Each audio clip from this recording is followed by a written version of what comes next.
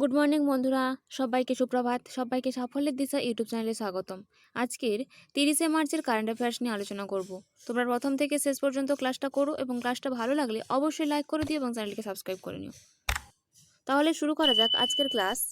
আজকের ক্লাসের first current affairs হলো, গণিতে অসামান্য অবদানের জন্য 2024 সালে কে অ্যাবেল পুরস্কার জিতলেন? এর উত্তর হবে মিশেল তালাগ্র্যান্ড। এই মিশেল তালাগ্র্যান্ড গণিতে অসামান্য অবদানের জন্য 2024 সালে অ্যাবেল পুরস্কার জিতেছেন। এই সম্পর্কে জেনে নেব। গণিতে অসামান্য অবদানের জন্য 2024 সালে অ্যাবেল পুরস্কার জিতলেন ফরাসি গণিতবিদ মিশেল তালাগ্র্যান্ড। গাণিতিক পদার্থবিদ্যা এবং পরিসংখ্যানে অসামান্য অ্যাপ্লিকেশন সহ সম্ভাব্যতা তত্ত্ব এবং কার্যকারী বিশ্লেষণে অবদানের জন্য তাকে এই অ্যাবেল পুরস্কারটি দেওয়া হয়েছে। এই অ্যাবেল পুরস্কার হলো একটি আন্তর্জাতিক পুরস্কার যা প্রতি বছর নরওয়ে সরকার এক বা একাধিক গণিতবিদকে গণিতে বিশেষ অবদানের জন্য প্রদান করে থাকেন। নেক্সট, সাংবাদিকদের মধ্যে কারা সম্প্রতি বছরের সেরা মহিলা জনসঞ্চার মাধ্যম অর্থাৎ মিডিয়া ব্যক্তিত্বের জন্য চ্যামেলি দেবী জৈন পুরস্কার 2024 পেলেন? উত্তর হবে গ্রীষ্মা কুথার এবং ঋতিকা চোপড়া। এই সম্পর্কে জেনে নেব। ইন্ডিয়ান এক্সপ্রেসের ন্যাশনাল ব্যুরো অর্থাৎ ঋতিকা চোপড়া এবং স্বাধীন সাংবাদিক গ্রীষ্মা কুথার যৌথভাবে বছরের সেরা মহিলা মিডিয়া ব্যক্তিত্বের জন্য চামেলি দেবী জৈন পুরস্কার 2024 ভূষিত হয়েছেন। পুরস্কার উপস্থাপনাটি Indian International Centre Delhi CD Deshmukh হলে অনুষ্ঠিত হয়।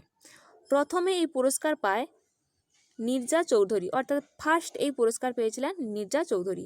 2021 সালে চামেলি দেবী জৈন অ্যাওয়ার্ডে ভূষিত হয়েছিলেন আরফা জৌহরি। এছাড়াও 2020 সালে চামেলি দেবী জৈন অ্যাওয়ার্ডে ভূষিত হয়েছিলেন নিতু সিং। নেক্সট, 2024 সালে প্যারিস অলিম্পিকের জন্য ভারতের হয়ে সেভ দি মিশন পদে নিযুক্ত হলেন কে? উত্তর হবে মেরি কম। মেরি কম 2024 সালে প্যারিস অলিম্পিকের জন্য ভারতের হয়ে সেভ দি মিশন পদে নিযুক্ত হলেন। এই সম্পর্কে জেনে নেব। অলিম্পিক ব্রোঞ্জ পদক জয়ী MC মেরি কম কে প্যারিস অলিম্পিকে ভারতীয় দলের জন্য সেভ দি মিশন হিসেবে নিযুক্ত করা হয়েছে। এই মেরি কম 6 বার বিশ্ব চ্যাম্পিয়ন এবং 6টি বিশ্ব খেতাব অর্জনকারী প্রথম মহিলা বক্সার হয়েছিলেন এবং 2014 সালে এশিয়ান গেমসে সোনা জিতে প্রথম ভারতীয় মহিলা বক্সার হিসেবে ইতিহাস তৈরি করেছিলেন। নেক্সট, সম্প্রতি পরবর্তী 5 বছরের জন্য IPL এর টাইটেল স্পন্সর কে জিতেছে? উত্তর হবে টাটাই। টাটা সম্প্রতি পরবর্তী 5 বছরের জন্য IPL এর টাইটেল স্পন্সর জিতেছে। নেক্সট, কে WTT feeder Beirut 2024 table tennis টুর্নামেন্টে মহিলাদের একক শিরোপা জিতেছে? উত্তর হবে সৃজা আকুলা। এই সম্পর্কে জেনে নেব। টেবিল টেনিসে বিশ্বব্যাপী 47তম স্থান অধিকারী সৃজা আকুলা 24শে মার্চ 2024 লেবাননে অনুষ্ঠিত WTT ফেডার বেইরুট 2024 টুর্নামেন্টে মহিলাদের একক বিভাগে জয়লাভ করেছেন। নেক্সট, সম্প্রতি 9 বছর পর ঐতিহ্যবাহী মহিষের লড়াই মহযুদ্ধ কোথায় আয়োজিত হয়েছিল? উত্তর হবে আসামে। এই আসামে 9 বছর পর ঐতিহ্যবাহী মহিষের লড়াই মহযুদ্ধ আয়োজিত হয়েছিল। নেক্সট, বিশ্বের প্রথম কোন দেশে যেখানে আমুল ব্র্যান্ডের পণ্য তৈরি করা হবে? উত্তর হবে মার্কিন যুক্তরাষ্ট্রে। বিশ্বের প্রথম আমুল ব্র্যান্ডের পণ্য তৈরি করা হবে। নেক্সট, সম্প্রতি কোন রাজ্যে ভীমরাও আম্বেদকরের মূর্তি স্ট্যাচু অফ সোশ্যাল জাস্টিস উন্মোচন করা হয়েছে? উত্তর হবে অন্ধ্রপ্রদেশে। অন্ধ্রপ্রদেশে ভীমরাও আম্বেদকরের মূর্তি স্ট্যাচু অফ সোশ্যাল জাস্টিস এর উন্মোচন করা হয়েছে। এই সম্পর্কে জেনে নেব। এই statue of social justice 206 feet উঁচু এবং 125 ফুট এবং 81 ফিট।